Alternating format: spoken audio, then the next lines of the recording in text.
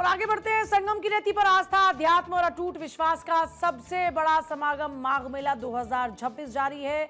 हार कपाने वाली ठंड और कोहरे की चादर भी भक्तों के उत्साह को डिगा नहीं पा रही। इस बार योगी सरकार ने माघ मेले को महाकुंभ 2025 की तर्ज पर दिव्य और भव्य रूप दिया है। जहां एक और कल्पवासियों की कठिन साधना शुरू हो चुकी है, तो वहीं दूसरी ओर मकर संक्रांति और मौनी अमावस्या जैसे प्रमुख स्नान पर्वों के लिए प्रशासन ने जमीन से आसमान तक सुरक्षा के अभेद्य इंतजाम किए हैं। मकर संक्रांति पर संगम तट पर 15 जनवरी को आस्था का भव्य नजारा देखने को मिलेगा और मेला प्रशासन ने इस मौके पर 2 करोड़ से ज्यादा श्रद्धालुओं के संगम स्नान के अनुमान को लेकर तैयारियां तेज कर दी। अरैल, झूसी संगम क्षेत्र में करीब 24 घाटों पर स्नान की व्यवस्था की गई है। श्रद्धालु जिस तरफ से आएंगे उसी के नजदीक घाट पर स्नान करने की तैयारी की जा रही है। 2026 में मकर संक्रांति पर करीब 29 लाख श्रद्धालुओं ने स्नान किया। इस बार भीड़ को देखते हुए स्नान घाटों की लंबाई बढ़ाकर 3.69 किलोमीटर कर दी गई। पिछली बार यह लंबाई सिर्फ 2 किलोमीटर की थी। तो मेले में श्रद्धालुओं की सुविधा के लिए क्या क्या इंतजाम किए गए, जरा ये भी जान लीजिए। हेलीकॉप्टर सेवा से लेकर क्यूआर कोड वाले बिजली के खंभे तक यहां पर मौजूद रहेंगे और इस बार का माघ मेला बेहद हाईटेक सुविधाओं के साथ लैस होने वाला है। पहली बार पूरे मेला क्षेत्र में 800 हेक्टेयर को ऊर्जा चक्रों की थीम पर 7 सेक्टरों में बांटा गया। श्रद्धालुओं की सुविधा के लिए घाटों की लंबाई बढ़ाकर 2.98 किलोमीटर कर दी गई है। तो वहीं माघ मेले में आने वाले करोड़ों श्रद्धालुओं को बेहतर सुविधाएं, सुरक्षा और त्वरित सहायता उपलब्ध कराने के उद्देश्य से मेला प्रशासन ने एक अभिनव डिजिटल पहल की शुरुआत की है। मुख्यमंत्री द्वारा इस व्यवस्था का विधिवत अनावरण किया गया।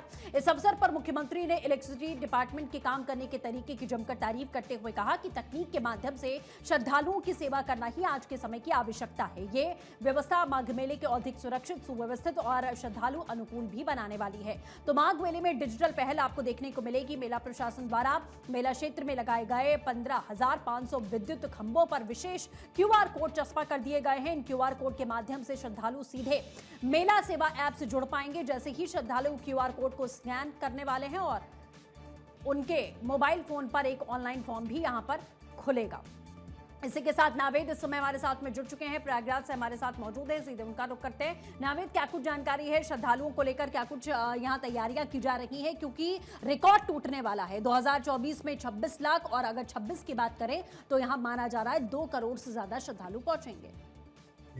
जी, जैसा कि हम आपको बता दें कि आने वाले प्रशासन ने कमर कस ली है, लगभग सारी व्यवस्था पूरी हो गई, क्योंकि अभी 3 दिन पहले मंत्री आदरणीय योगी आदित्यनाथ जी खुद प्रयागराज पहुंचकर समीक्षा बैठक किया और लगभग 6 घंटे माघ मेले की तैयारी में जुटे, माघ मेले की तैयारियों पर नजर बनाए रखे और सारी तैयारियों को लेकर वो लगातार मीटिंग भी अधिकारियों से करते रहे और जिसको देखते हुए प्रशासन लगातार तैयारियों में जुटा रहा और लगभग तैयारियां पूरी कर ली है। जो भी तैयारी अभी बाकी है उसे भी पूरी करने में लगे हैं।